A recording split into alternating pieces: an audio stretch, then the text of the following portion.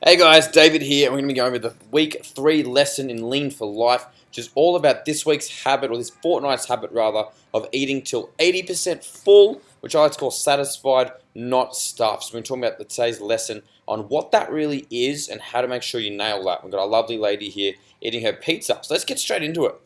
And this is a funny little photo I couldn't help but find, little puppy, but we've all put ourselves in a food coma before where we know we probably should have stopped eating a lot before that, but we kept on going and we look like this adorable little puppy in the photo. We've all done it.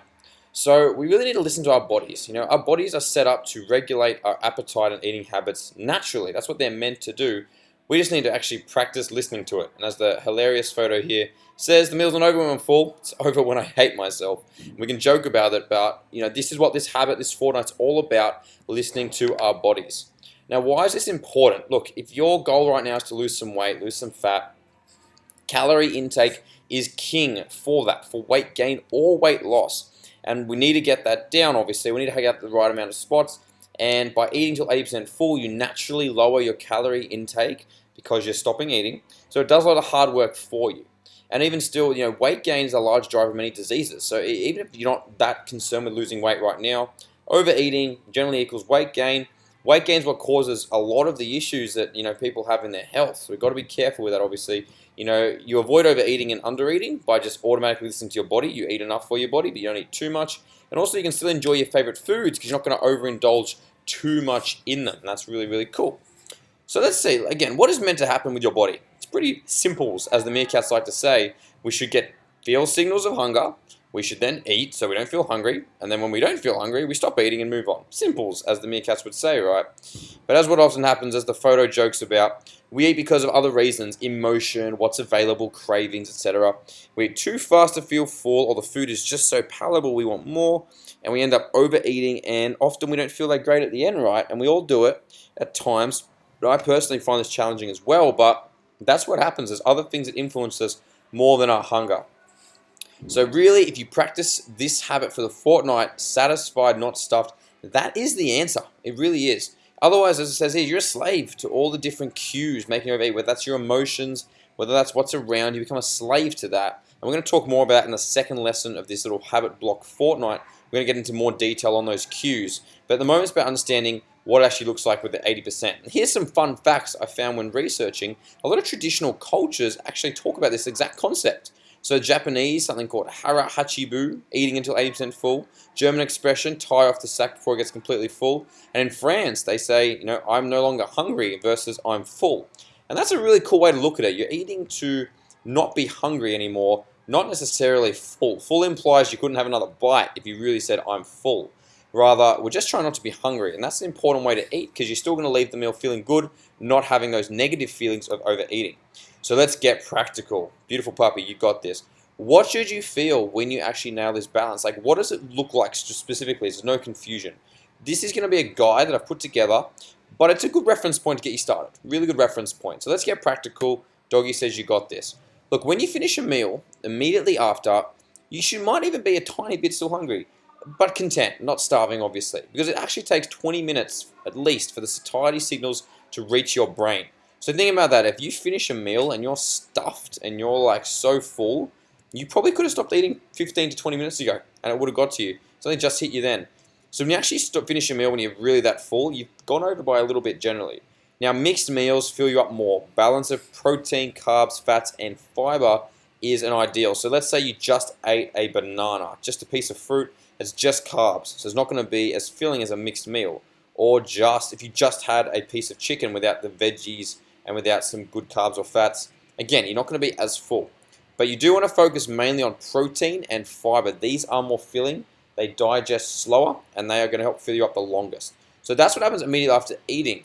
60 minutes later, first hour, you really should be satisfied by now and relatively still full. You shouldn't really feel like eating or having another meal. You should be this happy stomach right there after 60 minutes. You reach, say, the 2-hour mark. Now, maybe you're getting just slightly hungry and you could eat something, but it shouldn't be a big deal. Now, if you're really hungry at this point in time, maybe the last meal was too small, not eating enough, or maybe it just wasn't so good in the balance of the macronutrients we talked about. Maybe it was quite a high carb, but low protein, low fiber, or high fat meal, didn't have the balance. That's what might happen around the 2-hour mark. Again, these are guidelines. but a good guideline indeed. So 3 to 4 hours post, hunger should have kicked in, feeling like it's time to eat again. 3 to 4 hours after a meal, you should be starting to get kind of hungry, like, cool, I could go for some food. This is going to vary. What are you doing at the time? Are you active? Are you training? Are you meeting to meeting, not even thinking about your food or thinking about your stomach? It's going to differ on your hunger levels there. Now, if you aren't hungry 3 to 4 hours later, like, yes, maybe you had a really busy time where you didn't have a chance to think about food, but there's a chance you might have eaten too much that first meal, or that last meal. So think about that a little bit 3 to 4 hours post. Once you get 4+ hours, you really should be getting pretty hungry. You should be getting to hangry territory, as I put it here, and maybe into I could eat anything kind of mode where you're just that hungry, just need something. You're going to get those feelings of feeling tired, maybe headaches, a bit irritable. You kind of want that food. And this is where we often make those bad choices. We can then skimp out on making the good choice because it takes more effort and we're tired and we're irritable. So we go the harder choices. So it's really important to think about what's available when you get into these moods and having convenient options ready to go that are still nutritious. Otherwise, you'll see your dog's bread down the bottom there.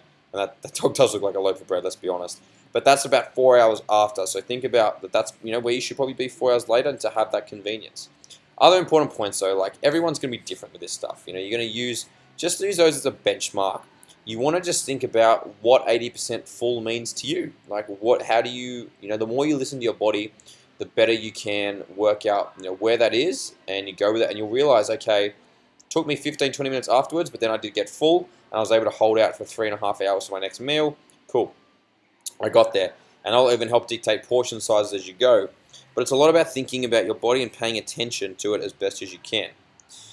And the goal of a meal really should be to finish feeling a couple of things. You should just feel better when you started, satisfied. You should be able to move on without thinking about food too much until you're actually hungry again. You should have enough energy to exercise and be active, and also have mental focus. And if you can't do any of those things, then, depending on what it is, you should look at the meal and whether you did have enough or whether you overdid it and you don't feel better and you start to feel worse because you ate so much. It does happen.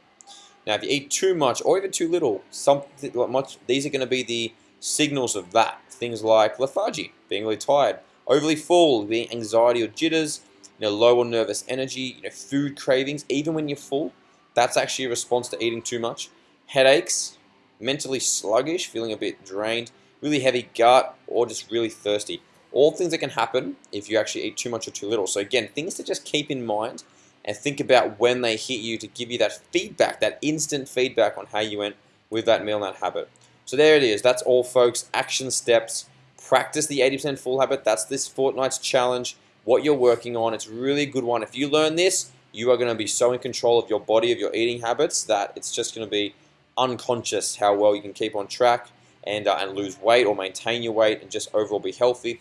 You want to become an expert on your own body though, really, and use these guidelines and the different cues to become that. And yeah, that's what it's all about. So get after it. Focus on the 80%. If you have any challenges, hit us up. We'll help you out. But it's really a good one. You got to take that commitment, be intuitive, and listen to yourself. But you get so much out of it. So that's all for now. I'll see you on the next lesson. See you later, guys.